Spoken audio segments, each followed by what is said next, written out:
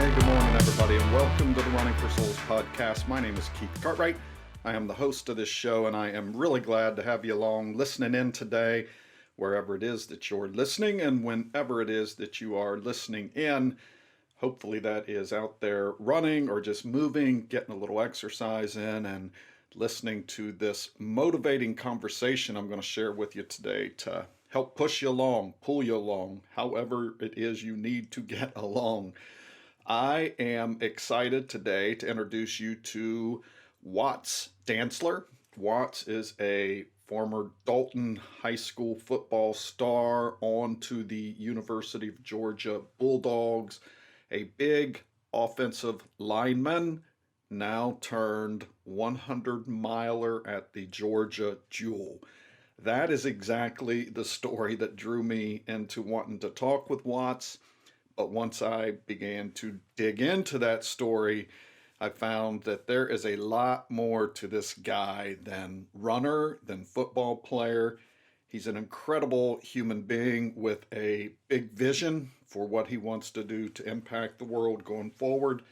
And I am happy to have the chance to share some of that with you today, let you see where a lot of that vision comes from. So here in a minute, I'm going to turn you over to that conversation with Watts. But before I do that, this is the Running for Souls podcast. So I always want to take a moment and just highlight my reason for doing this podcast, my reason for running, my reason for doing a lot of things. It's my partnership and just my support of Souls for Souls. It's a organization that does a lot of things, but the part of it I am most drawn to is they collect used shoes around this country, get those shoes into the hands of entrepreneurs in developing countries around the world, mostly moms who are then using these shoes to start small businesses that will then be able to help them work their way out of poverty as they support their family, get their kids' education, shelter, food, really just take the stress off that comes with living in just chronic and ongoing poverty. So I love this model that Souls for Souls has. They take these shoes, and as a runner, I go through a lot of them. And when I get my 300 or 400 miles of running in those shoes, and it's time to make them non-running shoes, they are still really good shoes that can really transform lives around the world. So I don't look at shoes anymore the way I used to. All of this, you can go to my website, runningforsouls.com, RUNNING, the number 4 souls, SOLES, as in shoes, runningforsouls.com. There you'll find links to the bigger organization, Souls for Souls. There's also information there how you can collect and donate shoes, or just reach out to me. All I want you to do is not throw your shoes away. One, we don't need them in our landfills. And two, when we get them in the right hands, they can become miracle workers. And it's just a simple thing for us to do to really change lives around the world. So that's Running for Souls. Hang on to those shoes. Do not throw them away. So with all that said, I'm going to turn you over now to my conversation with Watts Dantzler. I want to welcome Watts Dantzler to the show. So welcome, Watts. Hey, Keith, how are you? Thank you so much for having me on. Yeah, buddy. So I read, I think it was a local newspaper article about your recent Georgia Jewel 100-miler. It was actually on the Georgia Jewel page. And the more I dug into that, I thought, oh my, there are just some people, I say, I have to talk to this guy. And so then I found myself today reading a little bit more of your story. And I want to go for sometimes for folks to know, I mean, finishing 100 miles takes a lot in life to be able to pull that off. But then when you start to learn people's stories, you really start to understand it. Sometimes that's even bigger than it seems. So I think the most fascinating part of your story to me is that 2 years ago, 2018, I went to the Georgia Jewel for the first time. And I laugh, I found myself in Dalton, Georgia, the carpet capital of the world. I'm like, where on earth is Dalton, Georgia? Here you are. You were like a high school football star, basketball star in Dalton, Georgia. Your dad is like a local hero there. I'm, reading the story, it seems like, if some people had their way, they'd rename the town after your dad. Um, and so, and I'm going to let you talk in a minute, but it's not, your path started there in Dalton, Georgia, where you ran this 100-mile race that we're eventually going to talk about. And you went from high school football star there in Dalton to college star in for the University of Georgia, SEC, the Bulldogs. So let's start there. Growing up in Dalton, growing up in your dad's footsteps, tell me what was that like? It was an incredible opportunity. I'm so thankful that the Lord blessed me with two amazing parents, my mom, Jean, and my dad, Danny. They were unbelievable parents and teachers. All four of us children were homeschooled. Most of them were till the end of high school. I was homeschooled until the 8th grade.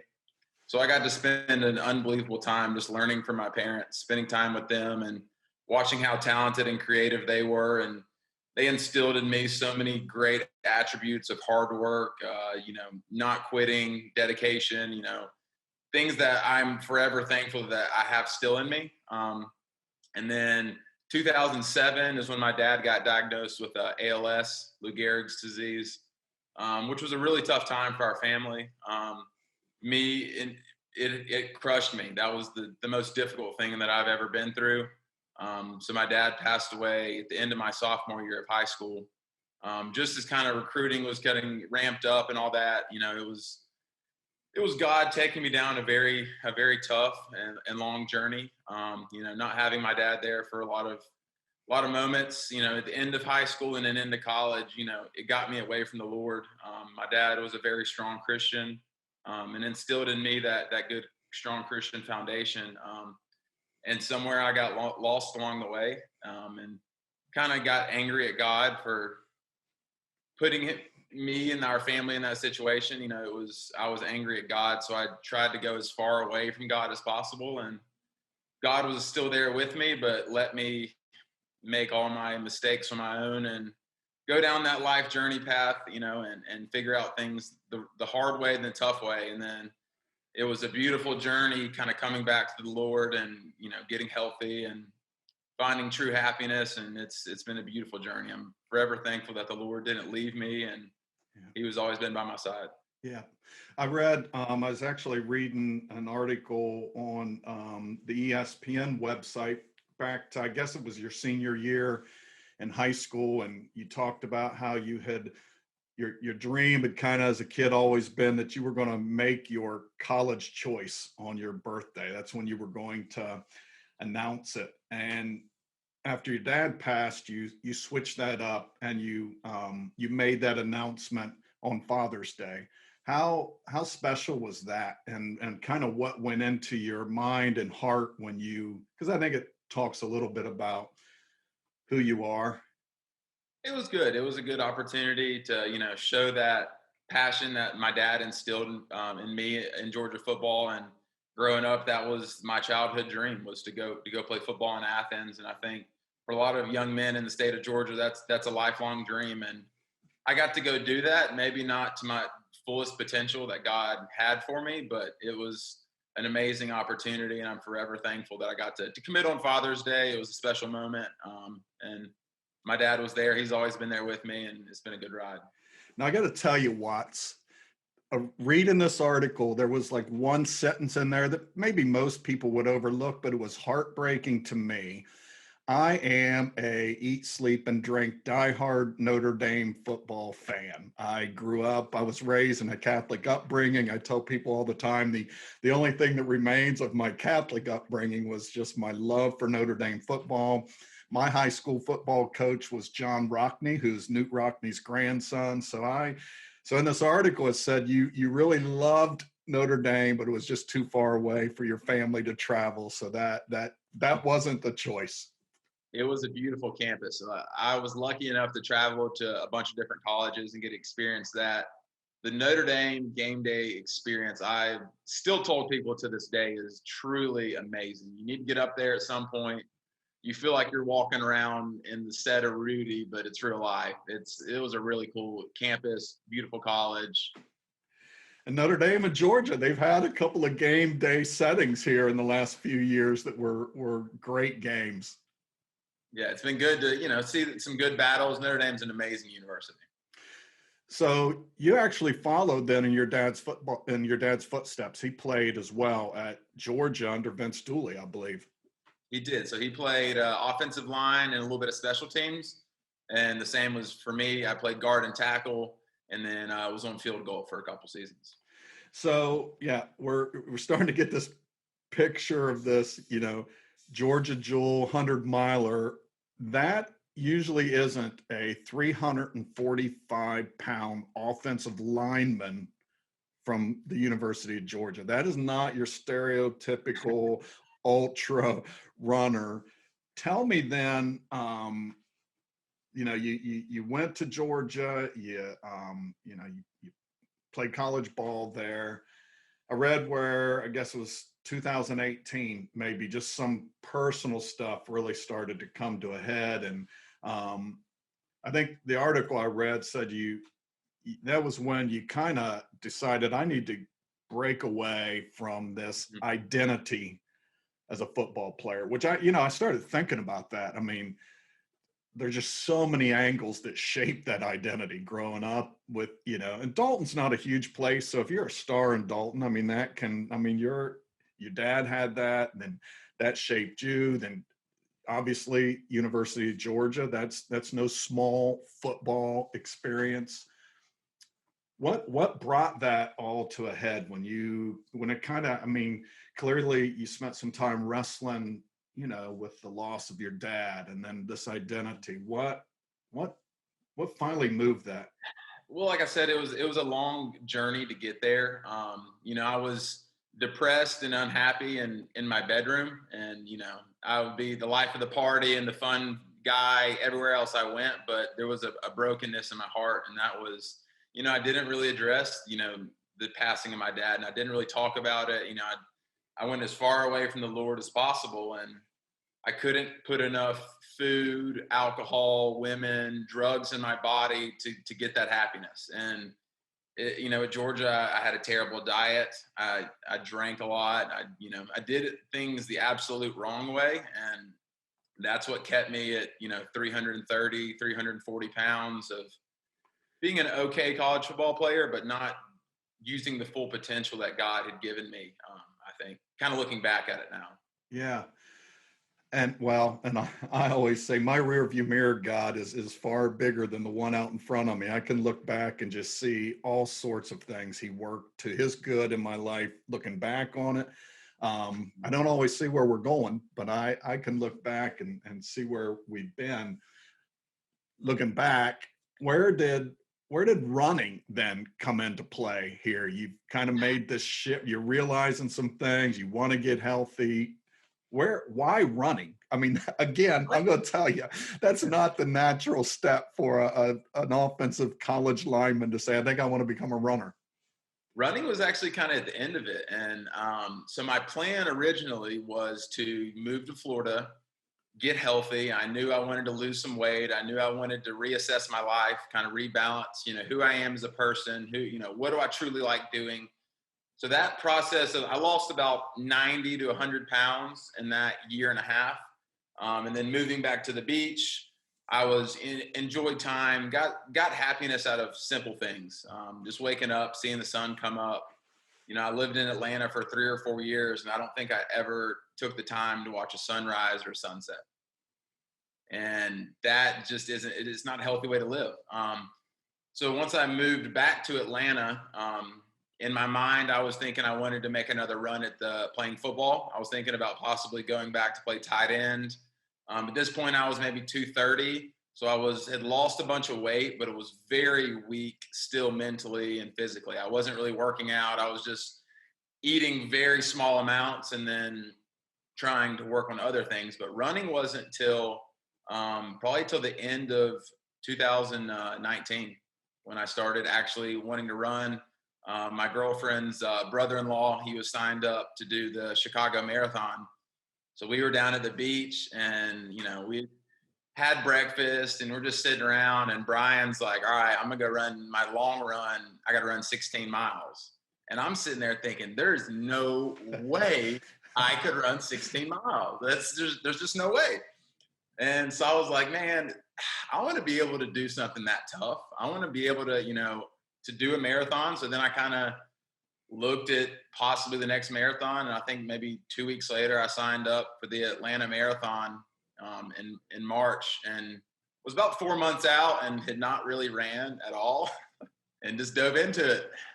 Oh my goodness. No, I mean, that until I didn't take up running until about 6 years ago. I mean, I'd always, working out and exercise and jump on the treadmill for a mile or two. But that was always, like I tell people all the time, not only was I against running, but I was against like runners. I mean, people that had like these bumper stickers, like I wanted to run them off the road. I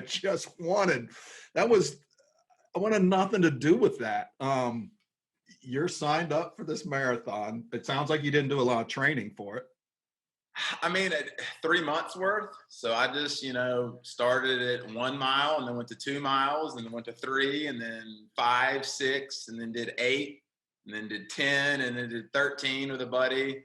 And then I did my longest one was 21 miles before the marathon. But I was doing everything wrong. I had terrible shin splints. I wasn't working out besides running. All I was doing was running and then coming home, and I wasn't stretching. I wasn't doing all the healthy things that I needed. And now I know what to do. It was trial by fire at that point. Clearly when you are having this breakfast with I think you said your brother-in-law? My girlfriend's brother-in-law. Your girlfriend's brother-in-law. And he's talking about doing this marathon, and you're thinking, what kind of crazy person who can go run 16 miles? Now you're like in it. Now like you're like pointed to this. You're going yes. 1 mile, 5 miles, 13. I'm curious, as you're taking this on, what are you starting to think? Are you thinking, oh my God, what did I get myself into? Or is this kind of I'm liking this? Where were you in that?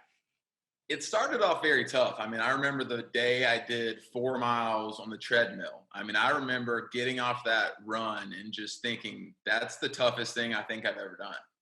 That's tougher than any practice I've ever done, was trying to run 4 miles straight at a 9:30, 10-minute pace of, moving pretty fast. And then as my training progressed, I was listening to the book Can't Hurt Me by David Goggins, which is a fascinating book. I challenge every male to finish that book, and it'll just show you that you're pretty soft compared to David Goggins. But I finished that book on my 21-mile run day. So I was listening to that audio book as I finished that run, and then it starts getting into him running his 100-miler, running his ultra stuff. And in that moment, I was like, okay, well, I'm going to run 100 miles. And a couple people thought I was crazy, but because I hadn't even ran a marathon at that point. But I kind of looked at the big picture. Was I wanted to run 100 miles, and the Atlanta Marathon would just be another practice day to, knocking down 26, and then I would move to the next barrier on my way to marking off 100. So, I mean, that is really, really unusual. I'm sure people have told you that. I mean, there are not many people who are training for a marathon, but then already thinking ahead. Now, granted, I have both listened to and read the David Goggins book. You do that at the wrong time in life, and he'll have you like doing all sorts of crazy things you have no business doing. But I wonder how much of that is, just what you're made of. I mean, going all the way. When was it, like, how old were you when you started to realize? I mean, clearly you've always known you're kind of a gifted athlete, but as well as I do, gifted athletes don't go very far if they don't have sort of the right mindset. How young were you when you kind of realized, man, I kind of have this drivenness to me? I definitely, youth sports, I was the biggest kid by a long shot. My parents would have to take my birth certificate to every rec league game, and from probably 8 to 12, just because parents couldn't believe I was that big. So, having my dad as my coach and my constant reminder of him telling me, you're great, you're a champion, you're a warrior, and things like that were things that I knew really well in those early years, and they were built in me. And then kind of in my college years, it's not that I forgot about them. I didn't have that constant reminder, and I became a very negative, low person. And I didn't tell myself. I was extremely negative throughout my college career. And that was something I felt that hurt me. So it was kind of like, over the past year and a half or so, trying to regain who I am as a person, and, who I was trained to be, and the man of God that, the talents he gave me, he gave me great skills and great passions that I'm good at, that I just didn't use to my full potential for 7 or 8, 9 years. And now I'm trying to, as David Goggins would say, wring out the towel of my talent, and to have nothing left. And doing 100-miler, you really can experience what it's like to fully empty the tank. Well, I'm going to get there. Trust me, I am anxious to get to that 100-miler. I'm curious on that first marathon. What did you cross in that finish line? I mean, you clearly, like in 4 months, you'd gone from this guy who said, "Who can run that far?" to now you're crossing the finish line of a marathon. What went through your head when you did that? It was an awesome experience. So I ran that race with a good friend of mine named Travis Brown. He's one of the owners at one of the restaurants that I work at. So he had ran a marathon before. So I'd kind of tossed the idea out at a few people, and he was like, "I'll run one with you." So he ran one with me, and it helped pace me through there. I mean, and probably mile 18 or 19 was when I started having really bad leg cramps. And that was just something that I had to learn about the nutrition aspect of it, and pushing my body too hard. And then my muscles basically shot down. So those last 7 or 8 miles of finishing the marathon were just brutally agonizing, of just trying to jog a little bit and then walk, and then, my legs are cramping. So it's like, just get across the finish line, and then we'll start training better. Those are the lessons learned. I am curious. I mean, not everybody has this sort of spaces to compare. I mean, that day, the challenge of that day, where does it stack up against, college two-a-days and football or high school, or some of these challenges you've taken on? Where did that stack up against those in terms of just how hard it is? I mean, I think running a marathon, whether you do it in 3 hours, 4 hours, 5 hours, that's about as tough of something that you can do. Looking back at football practices, those were tough, but you got breaks, you got water, you had a minute or two while the other team's out there, and then you'd go back out there. But a marathon, I mean, it's nonstop. It's you versus 26 miles, and it is a long 26 miles. And what did this do for you, that marathon? Because you clearly had been on a journey. You'd been on this journey of wrestling, demons, depression, some of the things you've been battling. You had been on this journey of really remaking yourself physically. I mean, you'd lost 100 pounds. What did that do for you mentally, spiritually, crossing that finish line that day? It was a beautiful moment, having my girlfriend there and a couple other friends, just to celebrate the work that I had put in. The marathon itself seemed very fast, but I can remember every single one of those training days. I remember all those tough miles and all those days I didn't want to run, but I knew I had to get in 6 miles or 7 miles. Like, those are the things that I remembered. And, it proved to me that if you put in the work and you put in the time, then the results will take care of itself. And it's a part of the journey. In our society, people want fast-paced results and they want things now, but to train your body to do something very, very tough, to run 26 miles, an ultra marathon, anything like that, it takes time. It takes a lot of hours to put into that skill to get the results you're looking for. And being committed to that, what I have to think that really, just the discipline of that was really healing for you in many ways as you were kind of trying to make this shift in your life. Yeah, it was a bit, I changed my whole lifestyle. I changed my identity of, the things that I did for happiness.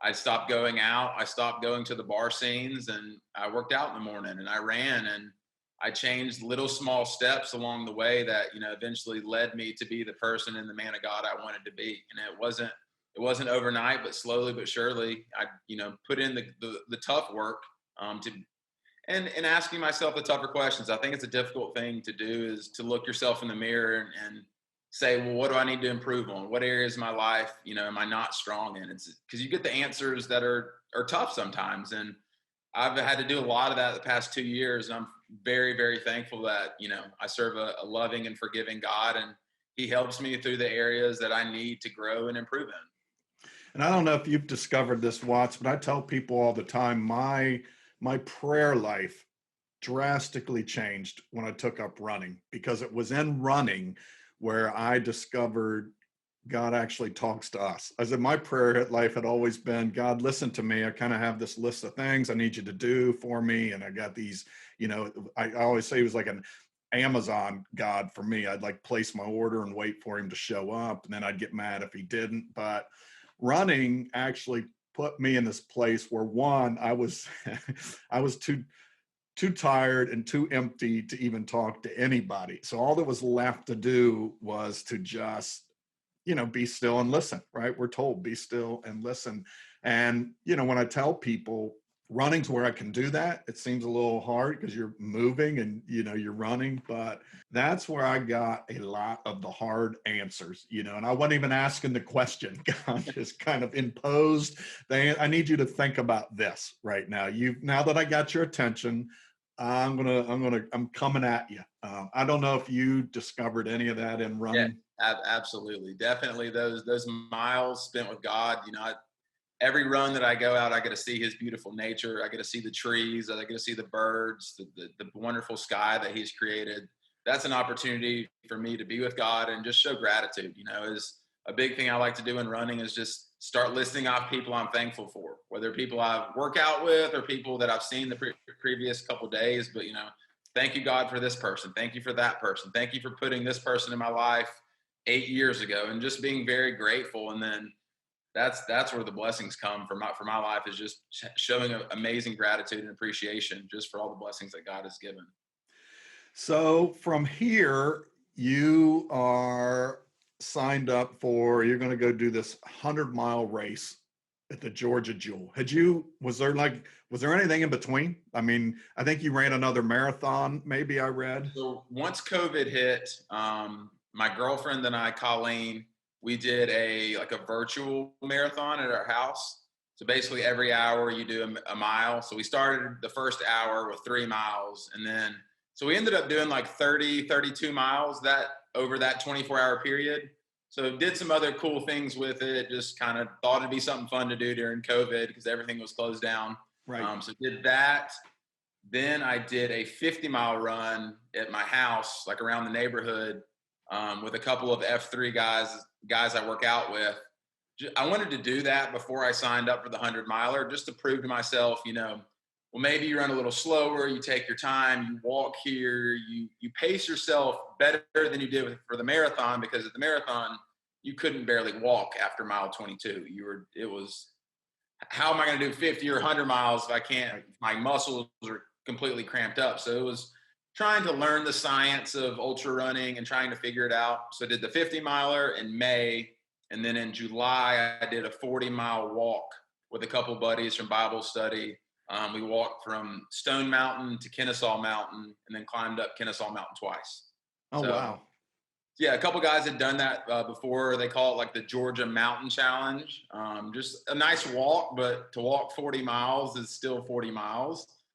So that was a good day of just being on my feet. And I'd already done the 50-mile run, so it was a good day just to get those training days in, so your body's used to being standing up and moving for that period of time without sitting down or stopping. So I thought about this, again, going back to Dalton, Georgia, and unless people have been to Dalton, Georgia, and it's a cool little town, right? I'm not making fun of any Dalton, Georgia people out there whatsoever, but it is the carpet capital of the world. You know, they're big And we signs. have the hardwood floors too. People, you can't leave out the hardwood floors. But That's my one liner. Always, people always lead with carpet. I say, now don't forget the hardwood floors or turf. We got both. that's awesome. But I got to thinking about that. Here's this, you know, small town high school football star. You were, you know, one of the highest ranked high school football players in the country that year. Then you go to Georgia. So you kind of leaving Dalton, going big time in a lot of ways. But now here you are coming back home to Dalton to run a 100-mile trail race. How, I mean, insane would that have been to suggest like your senior year of high school, being recruited by Notre Dame, Georgia? They say, you know, Watts, one day you're going to be back here and run a 100-mile race on the Pinhoti Trail. How insane would that suggestion have been? Oh, absolutely just ridiculous. I would have never. And it was funny because once I moved back from the beach to Atlanta, my roommate who paced me for like for 30 miles of the 100-miler, Charlie Wilson, he was working out a bunch, and he was like, Watts, you know, like, let's go work out in the front yard or let's go for a jog. And I was like, I will never work out again, Charlie. I will never run or lift weights or work out again. And then God had a funny way of proving to me otherwise. Yeah, but you're there. You know, you're back in Dalton. You're getting ready to run this 100-mile trail race. What was like your biggest fear, you know, going into that? Did you have any fear? I mean, David Goggins, if you've read all his books, like you don't even think fear. You're not even allowed to breathe or allow it in you. But clearly, I mean, there had to be. You'd not been on that trail. You've never run that far. What are you going through that day? I guess the biggest thing I did was take into account what's the worst thing that could happen. And, you know, for me, it was twisting an ankle early in the race. And especially at night, you're running with a headlamp, so you can barely see your feet. And that terrain was extremely rocky. It would have been beneficial if I would have ran the course at least once before I signed up for it. But of course, I didn't go running in high school. So I didn't really spend any time on the Pinhoti. And I guess I knew that I didn't want to completely fatigue my body and empty the tank too early. So it was having to know that I'm the biggest runner that was running by height wise and weight, probably 40 or 50 pounds. There are a lot of skinny, small, frail looking guys who have been running their whole life. And then there was just me out there big and just running around. Yes. Yeah, because make no mistake, you've lost a lot of weight, but you're still a 6'8", 240 some pound man. You know that, and again, if I'd have showed up, you know, when the ultra runners took off, you would have caught my attention that day. How soon into the 100 miles did you wonder what on earth you'd got yourself into? Maybe half a mile in, we went down Mount Baker. Right, and you knew you were going to have to come back. I said, oh, what a better way to start the race than just shooting my thighs right now, going down, straight down 3/4 a mile. Probably mile 10 or 15 when I started to, like, once you got on the trail line, just to see how rocky it was. And, you know, so difficult to get footing, so difficult to get a good stride going because you don't want to trip or, you know, fall on a rock. I mean, you have to be very cautious with your steps. What I mean, even early on, what sort of differences were you drawing between being out there and then, you know, the marathon in Atlanta? I mean, how far apart? Completely different. The ultra running community and atmosphere is amazing.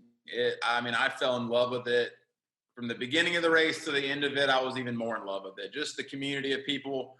Everyone knows how difficult it is to run 100 miles. So everyone's encouraging each other, you know, as people are passing us, you know, we were, you know, great job, keep going. Or if we pass someone else, you know, hey, you're doing great, you're doing awesome. You know, everyone's in that same sufferfest together.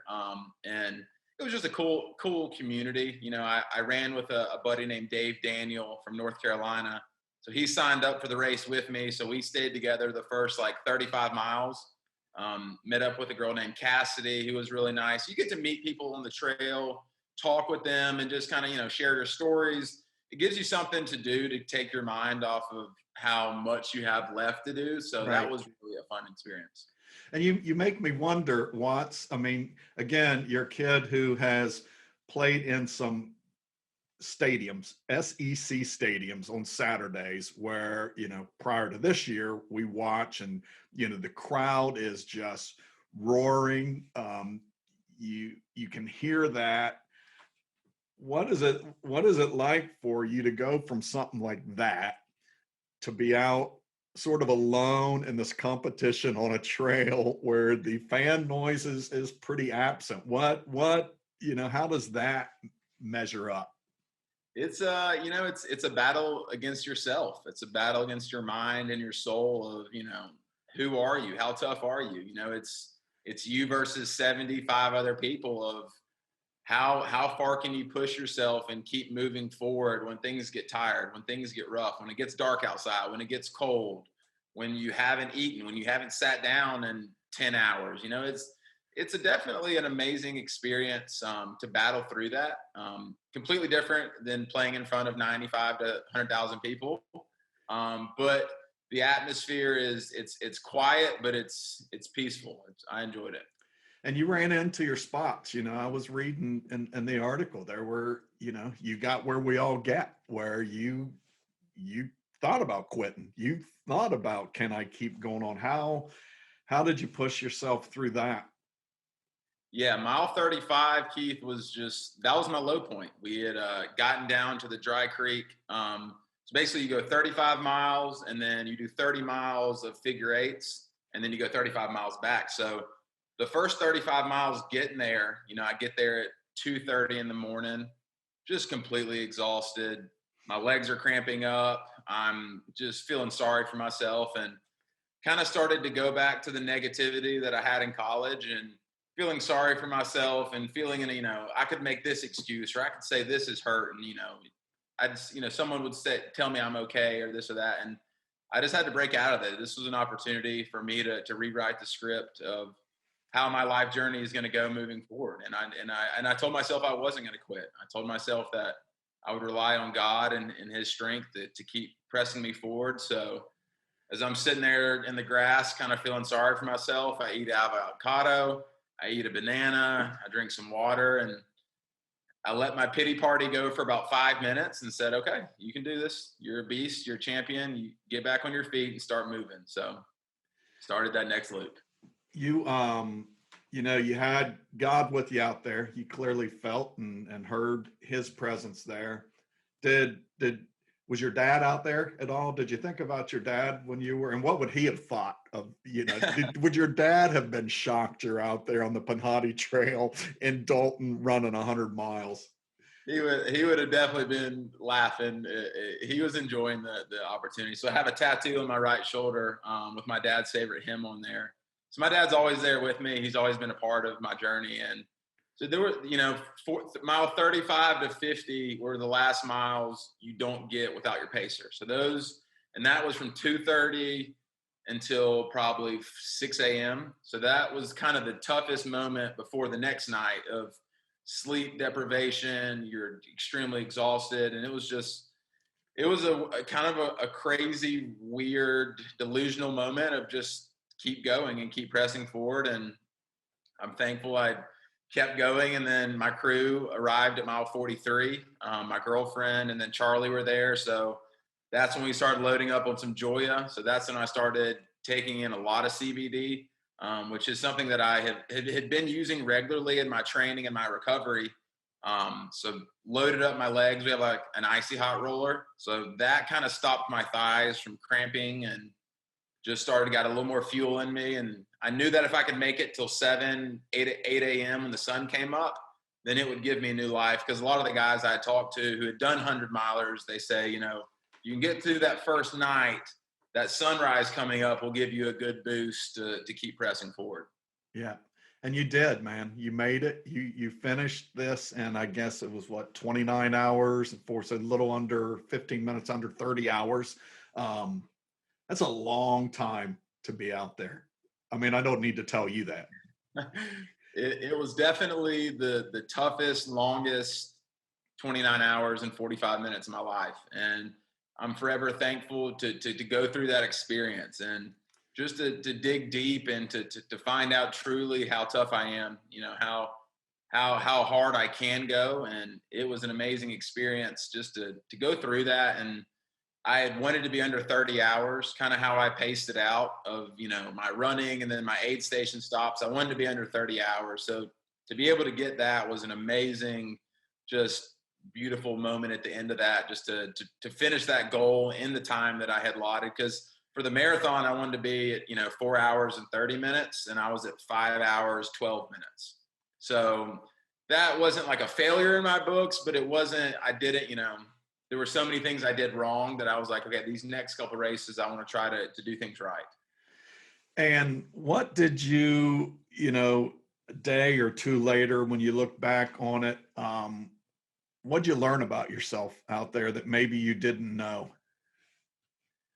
Just how incredible the talents God has given me. And he built me to be a leader, and to shine his glory, to be a beacon of light for others, and to be someone who brings joy everywhere I go. It was fun to be passing people on the course and just encourage them. I love encouraging people. It's what I think God's given me a talent to do, and to inspire others, and that they can do more. They can push further. They can accomplish more than they think they can. I said this year, so, this was my third attempt at it. And because of the restrictions this year, the 35 miler was an out and back and ended up being closer to 38 miles. But I said the really cool thing about that was because I was, heading out and having to turn around on my way out, the really, elite 50 milers, and I don't know, maybe even some of the 100 milers, they were on their way back. They were headed toward their finish line where I was still thinking, oh my God, I'm not even halfway there yet. But to your point about the ultra community, there's not one single one of those folks who were battling really to win their race who did not stop and say, you got this, man. I mean, they could look at me and know this guy's in this thing for one thing. He's just going to struggle to finish. Like he's just going to crawl tooth and nail to get there. But that's been the ultra community. Two years ago in 2018, I was telling you, I quit halfway. And I was in the middle of the trail, sitting on a rock.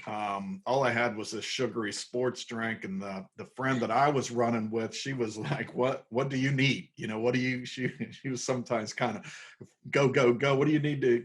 I said, "What I need is water. I can't keep anything down. This is too sugary." And so she ran ahead. We were like two miles from the aid station. She ran ahead to get me water, which to this day is still like, oh my God, who does that? But while I was sitting there, I don't know, there must have been 6 or 7 runners that passed me, and every one of them was ready to give me their water. In their race, they were here. That's been that community. I don't know if you had a chance to meet Jenny and Franklin, the race directors. Saw them at the end of the race. Didn't get to spend a lot of time with them, but hopefully I'll get to spend more quality time with them in the coming years. They are absolutely just the best. They absolutely have this beautiful faith in God. I've interviewed Jenny 2 or 3 times on this podcast. Her whole mission, she'll say, in being a race director is give back to the community and give back to the runners. And I really appreciated this year when it would have the easiest thing for them to do as race directors would have just been postpone the race. Everybody else did it. And I'm not saying they did it because it was easy. It was just Jenny, they had to, put together a 32-page safety plan just to file for new permits to run. And they did it because they want to give back. So I know they will, appreciate the spirit that you have.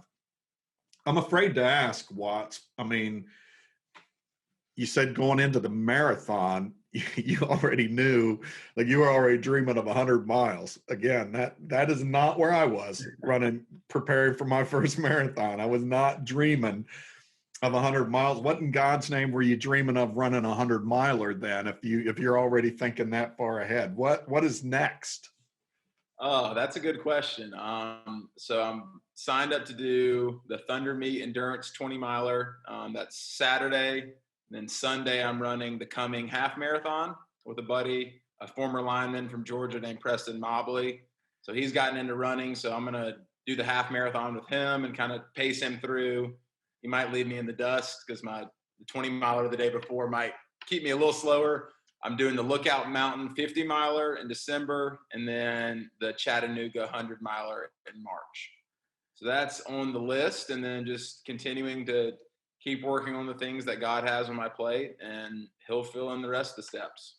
Where do you want this to go? I mean, both in running and you talk about this, these gifts you've been given, this difference you want to make. Do you have a vision for where you hope all this goes and what kind of impact you hope it can make? Yeah, so working with the company Joya has been a great opportunity. They're going to definitely use me as to be a spokesperson, keynote speaker, someone to represent the brand everywhere I go. And then my company, which is Pass the Torch, it's a vintage T-shirt company, but it's also passing on ideas, passing on books, passing on recipes, and that's what I want to do is pass on the things that I've learned in my years of doing things wrong. I've kind of learned how to do things right, and I'm very thankful that God's taken me on a crazy journey to learn how to do things better. And that's, what I want to share with other people. I want to inspire other people for better ways to live, better ways to work out, better ways to sleep, better ways to, spend time with the Lord. There's so many ways that I want to help share what works with me, just because I know who I was for those 8 or 9 years when I was really lost. And in the past 2 years, I mean, the blessings and the things that God has brought to me, it's been a complete night and day difference. And I'm just so thankful that I serve a gracious God who loves me. Yeah, and I'm grateful we've had a chance to talk to you. I think I say this all the time.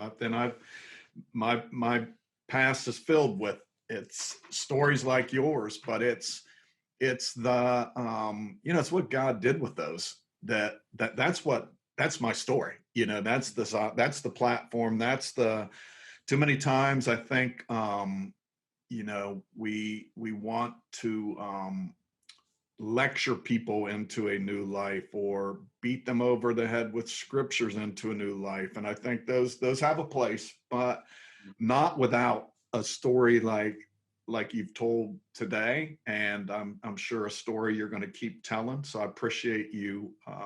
And there's miracle in it. To me, just it's a fun story, but it's clearly got a lot of hard days and a lot of really personal challenges in it, Watt. So I appreciate you sharing. It's clearly a story of redemption, and one that, man, I look forward to following this path. Thank you. It's been an amazing journey. Like I said, just being able to be vulnerable in my past mistakes and failures. That I'm extremely thankful for all the times I failed in my life. They've made me into the man I am today, and that's something that I'm thankful for. That I didn't have the illustrious career at Georgia that I wanted to have, and I'm glad I didn't get to go to the NFL. I would have filled my life with just unbelievably unhealthy things and people, and I'm couldn't be happier with where I'm at now. And every single day is an absolute blessing when I wake up. Yeah, and I hope a lot of kids. I've got 11 and 13-year-old boys, and so I'm going to make sure they hear that. That's a powerful statement to say. I'm glad I didn't go to the NFL. There's clearly a maturity in you that's can look back and see that now. So I'm proud of you, man. It's a great play. I'm thankful that I had the chance to have this conversation with you. Well, I hope you all enjoyed that conversation with Watts Dantzler. I just really love this guy, and I don't know. I wish I had seen him when I was at the Georgia Jewel, this big, imposing figure getting ready to go out there and tackle that trail. I've been on it. I can't imagine running it 100 miles. I sure can't imagine running it at 6'8", 204 pounds. But Watts, clearly, he has bought into the whole David Goggins, man, just do it, no matter how hard it is. And when he said, after going into that first marathon, he wanted to do something tough like that. He wanted to see how tough he can be. Well, I'm a big fan of following Watts Dantzler now to see just how tough he's going to be. So follow along with this podcast because I'll be following Watts, and just love having you along, listening in to these inspiring conversations.